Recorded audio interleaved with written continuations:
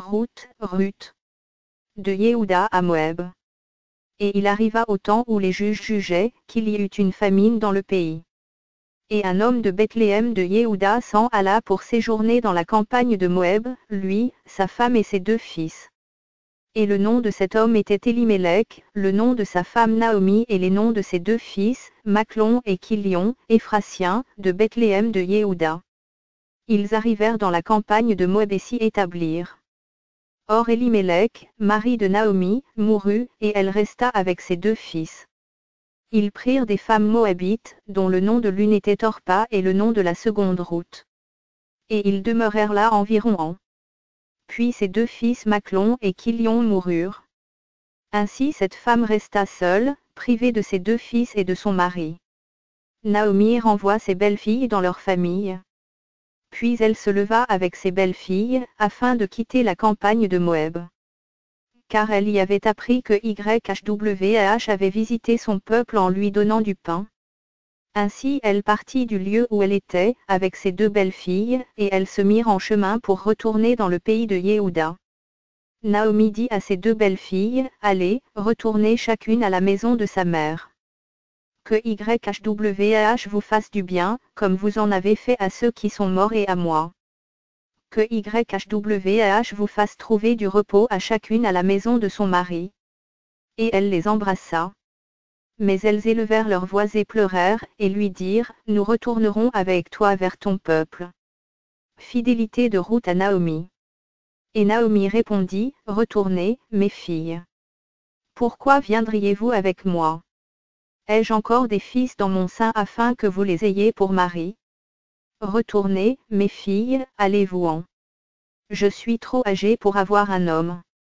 Et quand je dirai que j'en ai l'espérance, quand même dès cette nuit je serai avec un mari et que j'enfanterai des fils, attendriez-vous qu'ils soient devenus grands? Resteriez-vous pour cela sans être à un homme? Non, mes filles. Car je suis très amère à votre sujet, car la main de YHWH est sortie contre moi. » Alors elles élevèrent leurs voix et pleurèrent encore. Orpa embrassa sa belle-mère, mais Ruth s'attacha à elle. Et Naomi dit à Ruth, « Voici, ta belle-sœur est retournée vers son peuple et vers ses Élohim. Retourne après ta belle-sœur. » Mais Ruth répondit, « Ne me prie pas de te laisser pour m'éloigner de toi. Car où tu iras, j'irai, et où tu demeureras, je demeurerai, ton peuple sera mon peuple et ton Élohim sera mon Élohim. Là où tu mourras, je mourrai, et j'y serai enseveli. Qu'ainsi me fasse YHWH et plus encore, il n'y aura que la mort qui me séparera de toi. » Voyant qu'elle était déterminée à aller en effet avec elle, elle cessa de lui en parler. Arrivée à Bethléem. Et elles marchèrent toutes les 2 jusqu'à ce qu'elles arrivèrent à Bethléem. Lorsqu'elles entrèrent à Bethléem, toute la ville fut agitée à cause d'elles. Et les femmes disaient, « Est-ce bien la Naomi? » Et elle leur répondit, « Ne m'appelez plus Naomi, appelez-moi Mara, car Shaddai m'a rendu très amère. Je suis partie pleine de biens et YHWH me ramène à vide. Pourquoi m'appelleriez-vous Naomi, puisqu'YHWH m'a abattue et que Shaddai m'a fait mal? » C'est ainsi que revint Naomi et avec elle, Ruth, sa belle-fille, la Moabite, qui revenait de la campagne de Moab. Et elles entrèrent dans Bethléem au commencement de la moisson des orges. Ruth trouve grâce aux yeux de Boaz. Or le mari de Naomi avait là un parent, un homme puissant et riche, de la famille d'Elimelech, son nom était Boaz. Et Ruth, la Moabite, dit à Naomi, « Je te prie, laisse-moi aller glaner des épis dans le champ de celui aux yeux duquel je trouverai grâce. » Et elle lui répondit, « Va, ma fille. » Elle alla donc et entra glaner dans un champ derrière les moissonneurs. Il arriva qu'elle se trouva accidentellement dans un champ appartenant à Boaz, qui était de la famille d'Elimelech. Et voici, Boaz arriva de Bethléem, et il dit au moissonneur, « Que YHWH soit avec vous. » Et ils lui répondirent, « Que YHWH te bénisse. » Et Boaz dit à son serviteur qui était établi sur les moissonneurs, « À qui est cette jeune fille? » Et le serviteur qui était établi sur les moissonneurs répondit et dit, « C'est une jeune femme moabite qui est venue avec Naomi du pays de Moab. » Et elle nous a dit, laissez-moi, je vous prie, glaner et ramasser des épis entre les gerbes derrière les moissonneurs. Et, depuis qu'elle est venue ce matin jusqu'à présent, elle est restée debout et s'est assise à peine dans la maison. Alors Boaz dit à Ruth, écoute, ma fille, ne va pas glaner dans un autre champ. Ne t'éloigne pas d'ici, mais reste ici auprès de mes jeunes filles. Que tes yeux soient sur le champ qu'on moissonne et tu iras après elles. N'ai-je pas ordonné à mes serviteurs de ne pas te toucher? Et si tu as soif, tu iras au vase et tu boiras de ce que les serviteurs auront puisé. Alors elle tomba sur sa face et se prosterna contre terre. Et elle lui dit, comment ai-je pu trouver grâce à tes yeux pour que tu prêtes attention à moi, alors que je suis une étrangère? Boaz lui répondit et dit, on m'a raconté tout ce que tu as fait pour ta belle-mère depuis que ton mari est mort, comment tu as laissé ton père et ta mère, le pays de ta naissance, et tu es venu vers un peuple que tu ne connaissais pas ni d'hier ni d'avant-hier. Que YHWH récompense ton œuvre et que ton salaire soit entier de la part de YHWH, l'Élohim d'Israël, sous les ailes duquel tu es venu te réfugier. Et elle dit, mon Seigneur, je trouve grâce à tes yeux, car tu m'as consolé et tu as parlé selon le cœur de ta servante, bien que je ne sois pas, moi, comme l'une de tes servantes. Boaz lui dit encore à l'heure du repas, approche-toi d'ici, et mange du pain, et trempe ton morceau dans le vinaigre. Et elle s'assit à côté des moissonneurs. Et il lui donna du grain rôti, et elle en mangea, et fut rassasiée, et garda le reste. Puis, elle se leva pour glaner. Et Boaz ordonna à ses serviteurs en disant, qu'elle glane même entre les gerbes et ne l'insultez pas. Et vous retirerez même pour elle des gerbes quelques épis que vous lui laisserez glaner et vous ne devez pas la réprimander. Elle glana donc dans le champ jusqu'au soir et elle bâtit ce qu'elle avait glané, et il y eut environ un épha d'orge. Et elle l'emporta, entra dans la ville, et sa belle-mère vit ce qu'elle avait glané. Elle sortit aussi ce qu'elle avait gardé de reste, après avoir été rassasiée, et elle le lui donna. Alors sa belle-mère lui dit, où as-tu glané aujourd'hui et où as-tu travaillé? Béni soit celui qui t'a reconnu. Et elle raconta à sa belle-mère chez qui elle avait travaillé, et dit, l'homme chez qui j'ai travaillé aujourd'hui s'appelle Boaz. Et Naomi dit à sa belle-fille, qu'il soit béni de YHWH, qui n'abandonne pas sa bonté envers les vivants et les morts. Et Naomi lui dit, cet homme est un proche parent, et il est un de ceux qui ont sur nous le droit de rachat. Et Ruth, la Moabite, dit, il m'a même dit, reste avec mes serviteurs jusqu'à ce qu'il ait achevé toute la moisson qui m'appartient.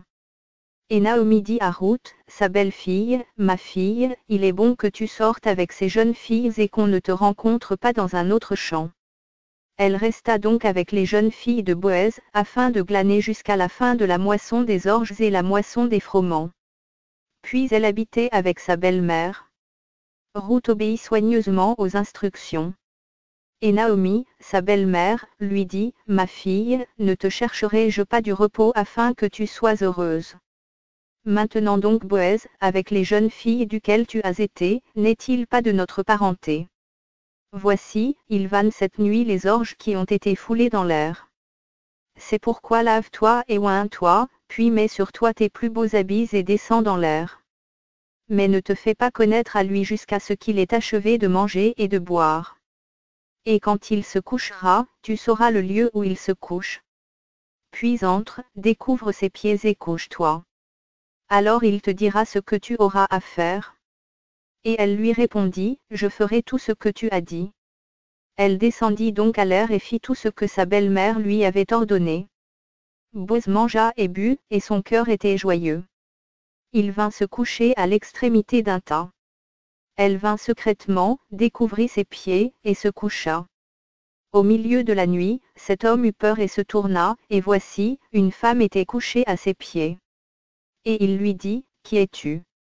Et elle répondit, je suis Ruth, ta servante. Étends le peigne de ta robe sur ta servante, car tu as le droit de rachat. Et il dit, ma fille, que YHWH te bénisse. Cette dernière bonté que tu me témoignes est plus grande que la première, car tu n'es pas allée après des jeunes gens, pauvres ou riches. Et maintenant, ma fille, n'aie pas peur. Je ferai pour toi tout ce que tu me diras, car toute la porte de mon peuple sait que tu es une femme talentueuse. Maintenant, oui, sûrement, oui, j'ai le droit de rachat, mais il y en a un qui a le droit de rachat, et qui est plus proche que moi. Passe ici la nuit. Et demain, s'il veut user envers toi du droit de rachat, à la bonne heure, qu'il te rachète, mais s'il ne lui plaît pas de te racheter, moi je te rachèterai, YHWH est vivant. Couche-toi jusqu'au matin. Elle se coucha à ses pieds jusqu'au matin, puis elle se leva avant qu'on puisse se reconnaître l'un l'autre. Car il dit, qu'on ne sache pas qu'une femme est entrée dans l'air. Puis il dit, donne-moi le manteau qui est sur toi et tiens-le. Elle le tint et il mesura mesure d'orge qu'il posa sur elle. Puis il entra dans la ville. Et elle vint vers sa belle-mère qui lui dit, qui es-tu, ma fille? Et elle lui raconta tout ce que cet homme avait fait pour elle. Et elle dit, il m'a donné ces mesures d'orge, car il m'a dit, tu ne retourneras pas à vide vers ta belle-mère. Et Naomi dit, ma fille, reste ici, jusqu'à ce que tu saches comment l'affaire se terminera, car cet homme ne se donnera pas de repos qu'il n'ait achevé cette affaire aujourd'hui. Boz exerce son droit de rachat. Boz monta donc à la porte et s'y assit.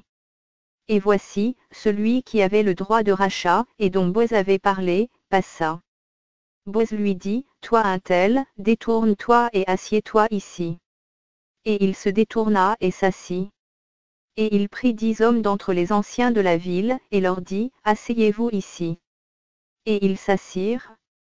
Puis il dit à celui qui avait le droit de rachat, Naomi, qui est revenue de la terre de Moab, a vendu la portion d'un champ qui appartenait à notre frère Élimélec. Et moi, je me suis dit, je découvrirai ton oreille pour dire, achète-la devant ceux qui sont assis ici et devant les anciens de mon peuple. Si tu veux la racheter par droit de rachat, rachète-la. Mais si tu ne veux pas la racheter, déclare-le-moi afin que je le sache car il n'y a pas d'autre que toi qui ait le droit de rachat, et moi je suis après toi. Il répondit, je rachèterai. Et Boz dit, le jour où tu achèteras le champ de la main de Naomi, tu l'achèteras aussi de Ruth la Moabite, femme du défunt, pour maintenir le nom du défunt dans son héritage. Et celui qui avait le droit de rachat dit, je ne peux pas racheter pour moi sans détruire mon héritage. Toi rachète pour toi mon droit de rachat, puisque je ne peux pas racheter. Autrefois en Israël, pour confirmer une affaire quelconque relative à un rachat ou à un échange, l'homme ôtait sa sandale et la donnait à son parent, cela servait de témoignage en Israël. Celui qui avait le droit de rachat dit à Boaz, achète toi-même. Et il ôta sa sandale.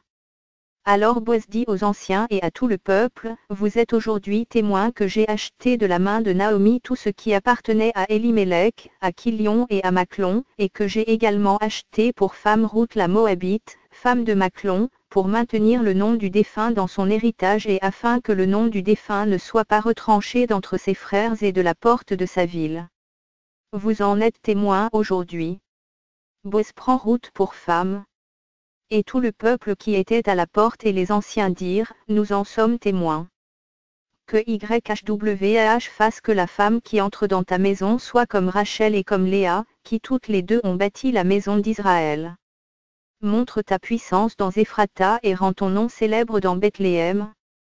Que ta maison soit comme la maison de Pérez, que Tamar enfanta à Yehuda, par la postérité que YHWH te donnera de cette jeune femme. Alors Boaz prit Ruth et elle devint sa femme. Il alla vers elle, et YHWH lui fit la grâce de concevoir et elle enfanta un fils. Et les femmes dirent à Naomi, béni soit YHWH qui ne t'a pas laissé manquer aujourd'hui d'un homme ayant le droit de rachat, et dont le nom sera proclamé en Israël. Il te fera revenir à la vie et sera le soutien de ta vieillesse, car ta belle-fille qui t'aime l'a enfanté, elle qui vaut mieux pour toi que 7 fils. Alors Naomi prit l'enfant, le mit dans son sein et lui servit de nourrice. Obed, le grand-père de David. Et les voisines lui donnèrent un nom, en disant, un fils est né à Naomi. Et elles l'appelèrent du nom d'Obed. Ce fut le père d'Isaïe, père de David. Et voici la généalogie de Pérez. Pérez engendra Esron, Esron engendra Ram, Ram engendra Aminadab, Aminadab engendra Naasson, Naasson engendra Salmon, Salmon engendra Boez, Boez engendra Obed, Obed engendra Isaïe, et Isaïe engendra David.